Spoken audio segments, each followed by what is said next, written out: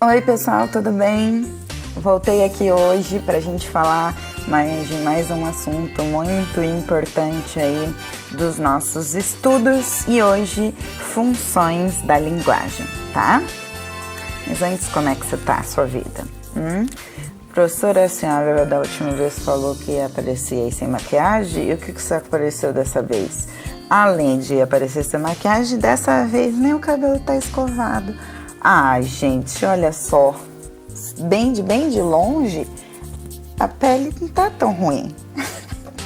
A gente coloca um filtro bem agora para melhorar.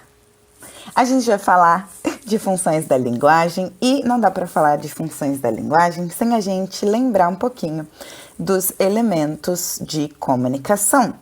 E os elementos de comunicação, eles dizem algumas coisas pra gente que vão fazer com que nós entendamos ou saibamos identificar quais são ou qual é a função da linguagem que está presente naquele texto, naquele trecho, tá? Nem sempre vai ser o texto todo uma única função. Partes dele vão ter funções diferentes, pode acontecer. Os elementos da comunicação são os seguintes. Bom, o parzinho locutor e interlocutor. A gente sabe que esse parzinho, ele pode alternar. Agora, nesse momento, eu sou a locutora dessas informações. Eu estou conversando com você, ainda que você não esteja me respondendo. Então, eu sou a locutora. Se nós estivéssemos numa conversa e você pudesse me responder, nós alternaríamos, de forma que eu vou ser a locutora quando falo, você o interlocutor quando ouve e vice-versa. Oi, eu queria saber se você é um padeiro. Que seu pai é um sonho. Meu pai? É. Por quê? Sei, não colou? Muito simples, né? Muito fácil de entender isso.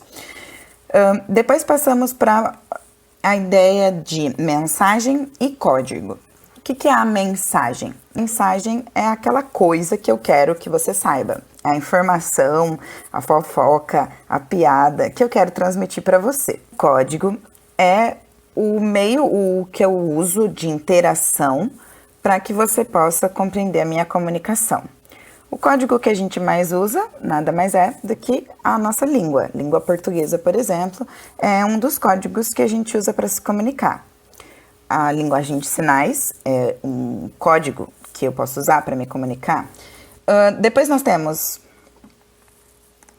o canal, que é o meio físico, o veículo pelo qual eu transmito a minha mensagem. Então, o jornal, o vídeo, o áudio, o telefonema, o WhatsApp, o texto escrito, a carta, enfim, vários são os meios de comunicação que nós utilizamos para poder transmitir essa mensagem. E por último, né, o referente, que nada mais é do que o contexto em que essa mensagem que eu quero transmitir vai ser transmitida. Por quê? Por exemplo, o contexto de agora, para a gravação desse vídeo, é uma aula. O contexto para que eu escreva um bilhete pode ser para avisar os meus pais que eu saí. Enfim, o referente é o contexto da comunicação, ok? Então, vamos para os tipos de linguagem, de função da linguagem. Nós temos a linguagem fática, que é a minha preferida. Na linguagem fática, você precisa perceber no texto a intenção, pelo menos de uma das pessoas, de estabelecer comunicação. E como essas pessoas... Coelce, Natália, boa tarde, por gentileza, com quem eu falo? Minha querida, não tem negócio de boa tarde não, o seguinte é esse, estou com as duas últimas faturas pagas da minha luz e vem um homem que não tem o que fazer, que eu acho que ele tem o que fazer não, e corta a minha luz e eu tenho criança. Fazem com que essa mensagem tenha progressão. Então, aquelas famosas perguntas, alô, como vai? Quando você está no telefone, aí a outra pessoa diz... Ah, tudo bem. A gente sempre começa as nossas aulas com bom dia, tudo bem com você? Percebam que essa minha frase, ela tem uma intenção comunicativa, a de estabelecer uma conversa. A função fática é essa essa vontade que a gente tem de estabelecer a comunicação e de se manter na comunicação. A gente tem a função metalinguística, que nada mais é, e essa daqui acho que é a mais complicadinha para entender, mas não é difícil. A metalinguagem é quando você usa o código, autoexplica, é o código que explica o código. Por exemplo, você usa um texto que você está escrevendo para explicar o que é um texto. Então, você tem o texto dentro do texto, isso é uma metalinguagem.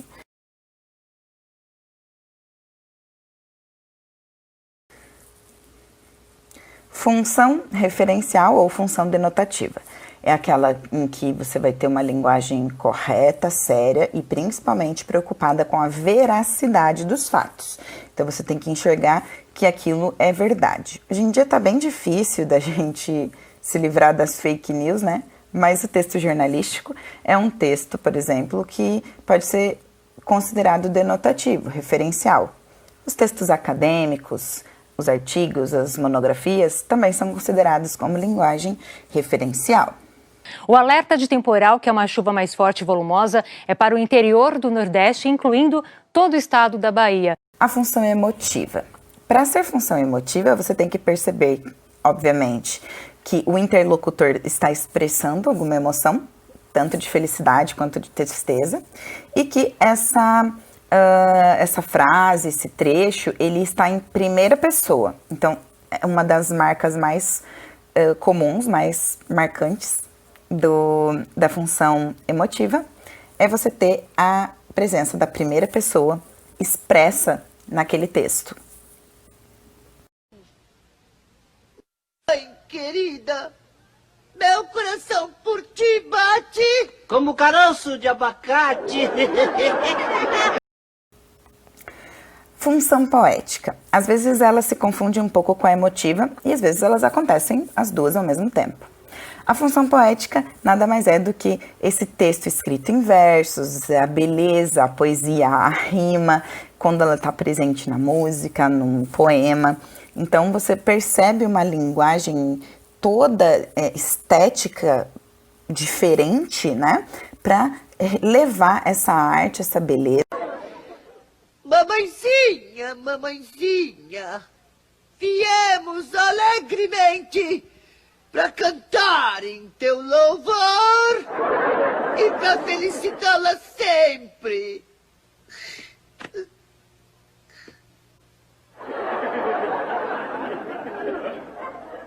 Já podem aplaudir.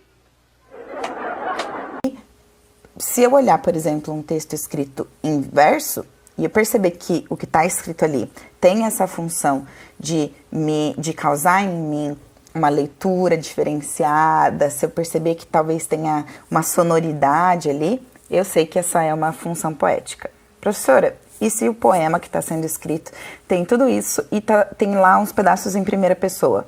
Então eu posso dizer que está acontecendo ao mesmo tempo a função poética e a função emotiva da linguagem.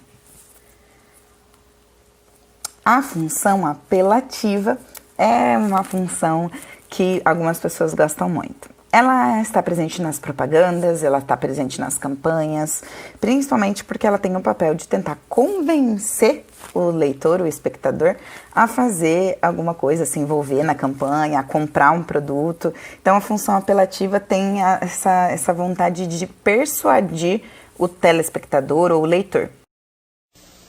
Amiga dona de casa, olhe fixamente nesse delicioso chocolate. Toda vez que a senhora sair com seu filho, vai ouvir minha voz dizendo: compre batom, seu filho merece batom.